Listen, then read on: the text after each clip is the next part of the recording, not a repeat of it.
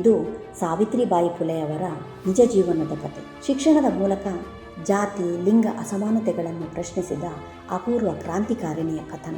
1831ರಲ್ಲಿ ಮಹಾರಾಷ್ಟ್ರದ ನೈಗಾಂವ್ ಎಂಬ ಸಣ್ಣ ಹಳ್ಳಿಯಲ್ಲಿ ಸಾವಿತ್ರಿಬಾಯಿಯವರ ಜನನವಾಗುತ್ತದೆ. ಅವರದ್ದು ಬಾಲ್ಯ ವಿವಾಹ, ಅಕ್ಷರ ಜ್ಞಾನವಿಲ್ಲದ ಬದುಕು, ಮಹಿಳೆಗೆ ಪ್ರಶ್ನೆ ಕೇಳುವ ಹಕ್ಕೇ ಇಲ್ಲದ ಕಾಲವದು. ಆದರೆ ಶಿಕ್ಷಣವೇ ಆತ್ಮಶಕ್ತಿ ಎಂದು ನಂಬಿದ ಜ್ಯೋತಿಬಾ ಫುಲೆ ಅವರ ಸಂಗಾತಿಯಾಗಿ ಸಾವಿತ್ರಿಬಾಯಿ ತಮ್ಮ ಬದುಕಿನ ದಿಕ್ಕನ್ನೇ ಬದಲಿಸಿದರು. ಒಬ್ಬ ಹೆಂಡತಿಯಷ್ಟೇ ಅಲ್ಲ, ಒಬ್ಬ ಸಹಚಾರಿಣಿ, ಒಬ್ಬ ಯೋಧೆಯಾಗಿ ರೂಪುಗೊಂಡರು. 1848ರಲ್ಲಿ ಪುಣೆಯಲ್ಲಿ ಭಾರತದ ಮೊದಲ ಬಾಲಕಿಯರ ಶಾಲೆ ತೆರೆಯುತ್ತದೆ.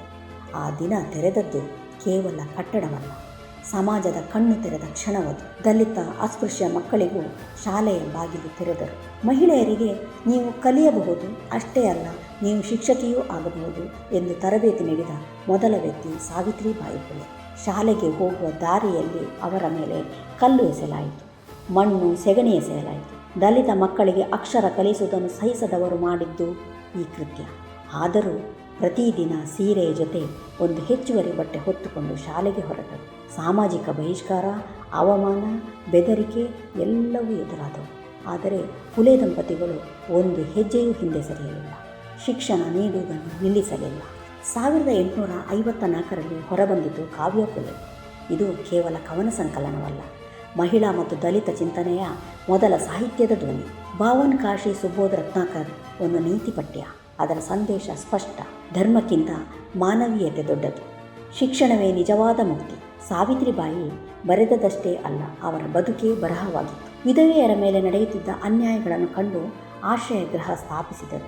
ಗರ್ಭಿಣಿ ವಿಧವೆಯರ ಗರ್ಭಶಿಶು ಹತ್ಯೆ ತಡೆಯಲು ಸಾವಿತ್ರಿಬಾಯಿ ಜೊತೆ ನಿಂತರು. 1897ರಲ್ಲಿ ಪ್ಲೇಗ್ ಮಹಾಮಾರಿ ಕಾಡಿತ್ತು. ಇದು ನನ್ನ ಕೆಲಸವಲ್ಲ ಎಂದು ಅವರು ಹೇಳಲಿಲ್ಲ. ಸೋಂಕಿತರ ಸೇವೆಯಲ್ಲಿ ತೊಡಗಿ ಅದೇ ಸೇವೆಯಲ್ಲಿ ತಮ್ಮ ಪ್ರಾಣವನ್ನೇ ಅರ್ಪಿಸಿದರು. ಸಾವಿತ್ರಿಬಾಯಿ ಫುಲೆ ಒಬ್ಬ ಮಹಿಳಾ ಶಿಕ್ಷಕಿ ಮಾತ್ರವಲ್ಲ, ಅವರು ಸಮಾಜಕ್ಕೆ ಯಾಕೆ ಎಂದು ಕೇಳಲು ಧೈರ್ಯ ಕೊಟ್ಟ ಮೊದಲ ಗುರು. ಅವರು ಪಾಠವಷ್ಟೇ ಅಲ್ಲ, ಅವರು ತೋರಿದ ದಾರಿಯೇ ಪಥ.